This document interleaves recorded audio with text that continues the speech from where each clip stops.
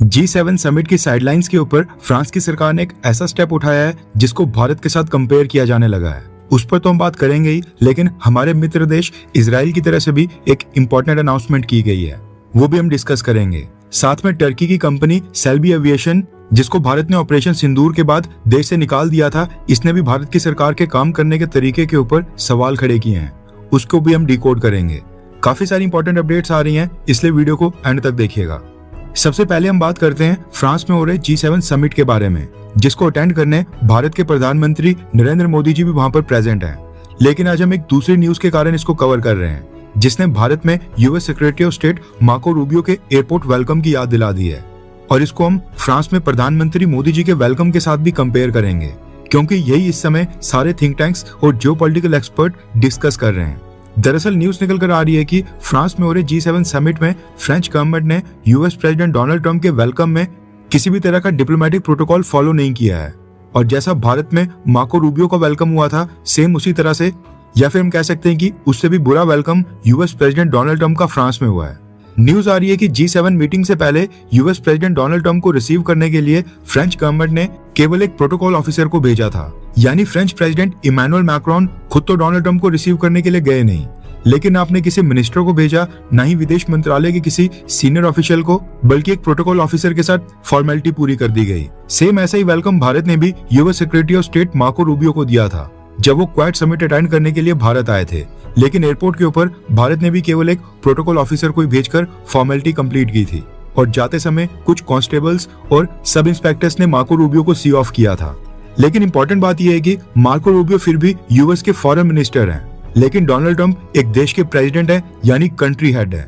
इसलिए एक protocol officer से उनका वेलकम करवाना, ये इससे पहले किसी देश ने इतनी हिम्मत नहीं की है। बस यही कारण है कि डोनाल्ड ट्रंप इस वेलकम के बाद जैसे ही G7 समिट के वेन्यू के ऊपर पहुंचे और जब फ्रेंच प्रेसिडेंट इमैनुअल मैक्रोन के साथ उन्होंने मुलाकात की, उस समय डोनाल्ड ट्रंप की नाराजगी हैंडशेक करते हुए उनके फेस के ऊपर साफ दिखाई दे रही है। ये जो आप विजुअल देख रहे हैं, ये G7 समिट से ही आ रहे हैं।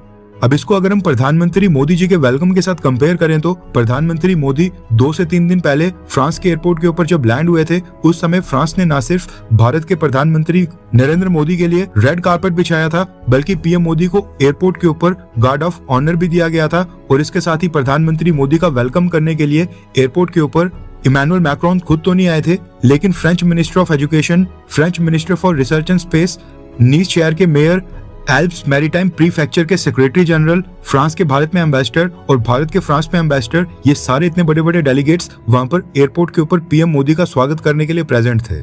2 मिनिस्टर्स, एक मेयर, एक सेक्रेटरी जनरल और एक फ्रांस का एम्बेसडर, जबकि डोनाल्ड ट्रंप का वेलकम करने के लिए सिर्फ एक प्रोटोकॉल ऑफिसर को भेजा गया। अब यहाँ पर भी सेम रीजन है जिसकी वजह से भारत ने मार्को रूबियो को प्रॉपर वेलकम नहीं दिया है। फ्रांस की गवर्नमेंट भी यूएस प्रेसिडेंट डोनाल्ड ट्रंप से काफी नाराज चल रही है, और न सिर्फ ट्रेड और टैरिफ के मसले के ऊपर, बल्कि डोनाल्ड ट्रंप नाटो संगठन को भी वीक करने में लगे हुए हैं और डेनमार्क से ग्रीनलैंड को छीनकर अपनी टेरिटरी बनाने की धमकी भी दे चुके हैं। और कई बार Donald Trump French president Emmanuel Macron का पब्लिक में मजाक भी बना चुके हैं। शायद इसीलिए डोनाल्ड ट्रंप को इस तरह का वेलकम दिया गया है। हालांकि ये बात भी सच है कि यूएस प्रेसिडेंट डोनाल्ड ट्रंप को इन सारी चीजों से कोई फर्क नहीं पड़ेगा। रिसेंटली जब मार्को रूबियो भारत आए थे, भारत ने भी काफी कोशिश की थी अपनी नाराजगी शो करने की और ये मैसेज देने की कि भारत अमेरिका के एक्शन से बिल्कुल भी खुश नहीं है। लेकिन चीजें ठीक करने की बजाय मार्को रूबियो की भारत यात्रा के बाद रिलेशंस और कॉम्प्लिकेट हो गए हैं।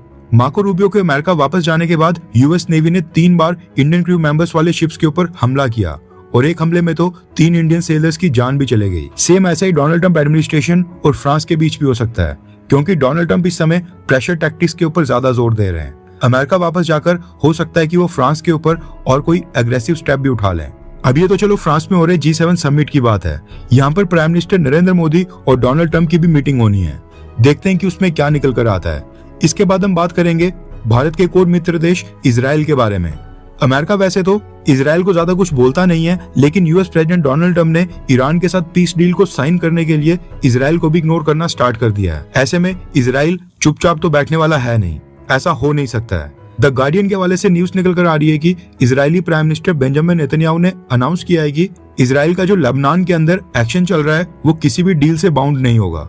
बेंजामिन नेतन्याहू ने अनाउंस किया है कि साउथ लेबनान में जो इजराइल डिफेंस फोर्सेस ने टेरिटरी को एक्वायर किया है, उसको इजराइल की सेना खाली कर वापस नहीं आएगी और उनके ट्रूप्स वहीं पर बैठे रहेंगे जब तक उनको अप्रोप्रिएट लगेगा। यानी नेतन्याहू ने एक तरह से कह दिया है कि जब तक हमारा मन करेगा हम तब तक लेबनान के अंदर बैठे रहेंगे। साउथ लेबनान का जो भी हिस्सा उन्होंने कैप्चर किया है वो उसको अपनी मर्जी से छोड़ेंगे, चाहे उसको फिर 1 महीना लगे, 10 महीने लगे, साल, 10 साल, 20 साल, जब उनकी मर्जी होगी वो तभी छोड़ेंगे, किसी के कहने के ऊपर वहां से पीछे नहीं हटेंगे। दरअसल बेंजामिन नेतन्याहू ने एक टेलीवाइज्ड इंटरव्यू किया है जिसमें इन्होंने इजराइल के लोगों से प्रॉमिस किया है कि चाहे अमेरिका ईरान के साथ कोई भी डील साइन कर ले, लेकिन इजराइल लेबनान में सिक्योरिटी जोन से अपनी सेना को वापस नहीं लेगा। इजराइल ने साउथ लेबनान में जो हिस्सा कैप्चर किया है उसको इजराइल सिक्योरिटी जोन बता रहा है। वहीं पर इजराइल के डिफेंस मिनिस्टर इजराइल कास्ट ये तो नेतन्याहू से भी और भी ज्यादा एग्रेसिव हैं। इजरायली डिफेंस मिनिस्टर का कहना है कि इजरायली फोर्सेस न सिर्फ लेबनान बल्कि सीरिया और गाजा में भी जो सिक्योरिटी जोन उन्होंने बनाए हुए हैं वहां से भी इजराइल फोर्सेस बिना किसी टाइम लिमिट के तैनात रहेंगी, वापस नहीं आएंगी, ताकि बॉर्डर और इजरायली कम्युनिटीज को जिहादी ग्रुप से बचाया जा सके। अगर ईरान इजराइल के ऊपर हमला करता है तो हम पूरी ताकत के साथ जवाब देंगे और ईरान के ऊपर जोरदार स्ट्राइक्स करेंगे, ये कहना है इजरायली डिफेंस मिनिस्टर का। यानी इसका मतलब है कि लेबनान के ऊपर मसला फंस सकता है। फिलहाल के लिए तो इजराइल ने लेबनान में हमले रोक दिए हैं, लेकिन सेना वापस नहीं की है, जबकि सामने से ईरान ने मांग रखी है कि पीस एग्रीमेंट साइन करने के लिए इजराइल लेबनान में अपने हमले तो रोक ही दे, लेकिन उसके साथ साथ इजराइल अपनी सेना को लेबनान की जमीन से वापस ले आए। फिलहाल तो खैर हमको खुशी मनानी चाहिए कि स्ट्रेट ऑफ हॉर्मुज वापस से खुल गया है और मेमोरेंडम ऑफ एग्रीमेंट साइन होने वाला है, लेकिन हमें ये हमेशा याद रखना होगा कि ये टॉक्स कभी भी किसी भी वक्त फेल हो सकती हैं, और उस केस में ईरान का सबसे बड़ा हथियार होगा स्ट्रेट ऑफ हॉर्मुज को वापस से ब्लॉक करना, यानी कि सिचुएशन वापस पहले जैसी कभी भी हो सकती है। वैसे आप यहाँ पर किसको सपोर्ट करेंगे, अमेरिका को जो जल्दी से पीस डील साइन करना चाहता है, या फिर इजराइल को जो ईरान के खिलाफ एक ही बार मिलिट्री ऑपरेशन कर अपने सारे ऑब्जेक्टिव्स को पूरा करना चाहता है? नीचे कमेंट कर अपनी राय जरूर बताएं। नेक्स्ट अपडेट आ रही है भारत और टर्की को लेकर। आपको याद होगा ऑपरेशन सिंदूर के बाद भारत सरकार ने टर्की की aviation services company Celebi aviation की सिक्योरिटी क्लियरेंस को कैंसिल कर दिया था और भारत में जितने भी एयरपोर्ट्स के ऊपर कंपनी के ऑपरेशंस थे वो दूसरी कंपनी को ट्रांसफर कर इसको बंद करवा दिया था। भारत सरकार ने इस फैसले के पीछे उस समय नेशनल सिक्योरिटी का हवाला दिया था, इसलिए जब ये कंपनी भारत की कोर्ट्स में गई तो वहां पर कोर्ट्स ने भी कंपनी की मदद नहीं की और कंपनी को भारत से वापस जाना पड़ा। अब न्यूज आ रही है कि सेल्बी होल्डिंग कंपनी की चेयरवुमन केनान सेलीबियोग्लू इन्होंने एक स्टेटमेंट इशू करके भारत की सरकार के रवैये के ऊपर सवाल खड़े किए हैं। सेल्बी एविएशन की चेयरवुमन ने कहा है कि उन्हें भारत से बहुत ही ज्यादा लगाव था और वो भारत को अपनी सेकंड कंट्री मानती थी, यानी टर्की के बाद वो भारत को ही अपना घर मानती थी। उनके मुताबिक सेल्बी कंपनी ने कई सालों की मेहनत के बाद भारत में ग्राउंड हैंडलिंग सेक्टर को डेवलप किया, पॉलिसीज में सुधार के लिए गवर्नमेंट के साथ मिलकर काम किया और देश की सबसे बड़ी ग्राउंड हैंडलिंग कंपनीज में से एक बन गई थी। लेकिन 15 मई 2025 को भारत की सरकार ने नेशनल सिक्योरिटी के नाम के ऊपर कंपनी के ऑपरेशंस बंद कर दिए और भारत सरकार ने एक ही दिन में उनके लगभग 10,000 एम्प्लॉइज जो सेल्बी एविएशन के लिए काम करते थे उनको दूसरी कंपनीज को ट्रांसफर कर दिया।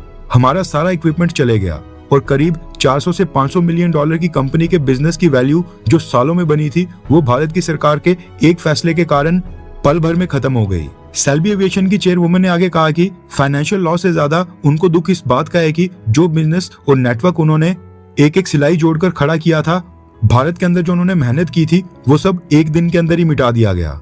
इसीलिए उनका कहना है कि मुझे भारत से प्यार था और शायद इसी वजह से ये सब मेरे लिए बहुत ही शॉकिंग था, इसने मुझे अंदर से तोड़ दिया है, ये कहना है सेल्बी एविएशन की चेयरवुमन का। अब यहाँ पर देखा जाए तो हमें भी सेल्बी एविएशन कंपनी से पर्सनली कोई भी दुश्मनी नहीं है। अगर हम टर्की से इतनी नफरत करते तो एक टर्किश कंपनी को इतने सालों से भारत में बिजनेस करने ही नहीं देते, या फिर भारत सरकार चाहती तो टर्की की कंपनी को कॉन्ट्रैक्ट ही नहीं देती, कंपनी भारत में इतना बड़ा बिजनेस एम्पायर खड़ा ही नहीं कर पाती। लेकिन हमने न्यूट्रलिटी दिखाई, टर्किश कंपनी को लेवल प्लेइंग फील्ड दी।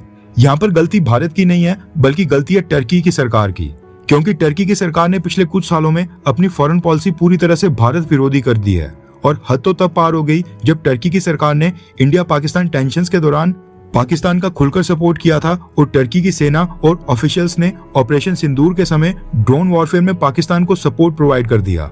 इसका मतलब है कि इनडायरेक्टली ही सही, लेकिन टर्की भारत के खिलाफ एक तरह से एक्ट ऑफ वॉर को सपोर्ट कर रहा था। जो देश भारत के खिलाफ एक्ट ऑफ वॉर में शामिल होगा उसी देश की कंपनी सेल्बी एविएशन को भारत के कई सारे बड़े बड़े एयरपोर्ट्स के ऊपर ग्राउंड हैंडलिंग और कार्गो सर्विसेज का काम जारी करने दिया जाए, जिसमें baggage handling, cargo management, aircraft को पार्किंग के ऊपर गाइड करना और पैसेंजर्स बोर्डिंग जैसे काफी सेंसिटिव काम शामिल होते हैं। साथ में कंपनी एयरपोर्ट्स के सेंसिटिव ऑपरेशनल एरियाज में काम करती है इन सब को देखते हुए कोई भी समझदार देश सिक्योरिटी कंसर्न्स के चलते ऐसी कंपनी की परमिशन सबसे पहले रद्द करेगा जिस कंपनी का देश भारत के खिलाफ एक्ट ऑफ वॉर में शामिल हो और इतने सेंसिटिव एरिया में काम कर रही हो। इसलिए सेल्बी होल्डिंग को भारत नहीं बल्कि अपने प्रेसिडेंट अर्दोगान से कंप्लेंट करनी चाहिए।